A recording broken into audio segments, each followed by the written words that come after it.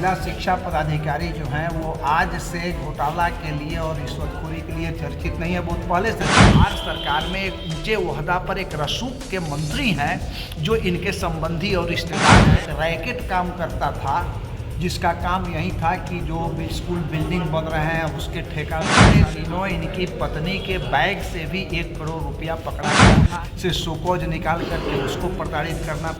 2 करोड़ से ज़्यादा का नगद पकड़ा गया है, सोने का बिस्कुट पकड़ाया है, छापामारी हुई, इतना पैसा पकड़ा गया, लेकिन उनकी गिरफ्तारी भारत सरकार को आज कटघरे में खड़ा कर दिया है। मंत्री के रसूख के कारण नहीं हुई जिला शिक्षा पदाधिकारी की गिरफ्तारी। कल स्पेशल विजिलेंस की टीम ने बेतिया में की थी छापेमारी।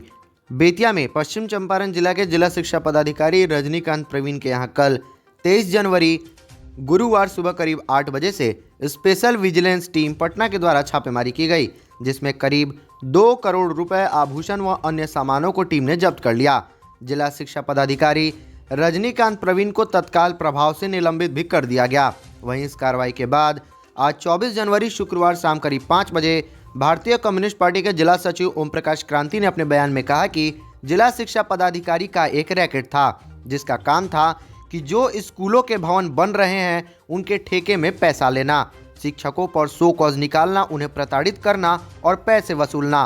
पिछले दिनों इनकी पत्नी के पास से भी 1 करोड़ रुपया पकड़ा गया था। आश्चर्यजनक बात है कि छापेमारी हुई, भारी मात्रा में पैसे मिले, लेकिन जिला शिक्षा पदाधिकारी को गिरफ्तार नहीं किया गया। यह बिहार सरकार को आज कटघरे में खड़ा कर दिया है। सुनने में आ रहा है कि बिहार सरकार में ऊंचे ओहदे पर एक रसूखदार मंत्री हैं जो रजनीकांत प्रवीण के रिश्तेदार हैं। बिहार सरकार ने इस रसूख का इस्तेमाल किया, तभी ऐसे भ्रष्ट जिला शिक्षा पदाधिकारी की गिरफ्तारी नहीं हुई। इस मामले को फास्ट ट्रैक में सुनवाई कर सजा सुनानी चाहिए। बड़ी मछली को तो पकड़ लिया गया, लेकिन कई छोटी मछलियां और है जो जिला शिक्षा कार्यालय में उछल कूद कर रही हैं। बेतिया से S9 बिहार के लिए पवन कुमार की रिपोर्ट। जिला शिक्षा पदाधिकारी जो हैं वो आज से घोटाला के लिए और रिश्वतखोरी के लिए चर्चित नहीं है। बहुत पहले से चर्चित है और इनके यहाँ एक रैकेट काम करता था जिसका काम यही था कि जो स्कूल बिल्डिंग बन रहे हैं उसके ठेका में पैसा लेना, शिक्षकों से शोकॉज निकाल करके उसको प्रताड़ित करना, पैसा लेना। यहाँ तक कि आपको आश्चर्य होगा कि MDM जैसे कार्यक्रम में भी इनके यहाँ पैसा लिया जाता था। तो ये पहले से भी चर्चित रहे हैं रिश्वतखोरी के मामला में, और पिछले दिनों इनकी पत्नी के बैग से भी 1 करोड़ रुपया पकड़ा गया था, जिसको किसी तरह से उस घटना को समाप्त कर दिया गया, उजागर नहीं किया गया।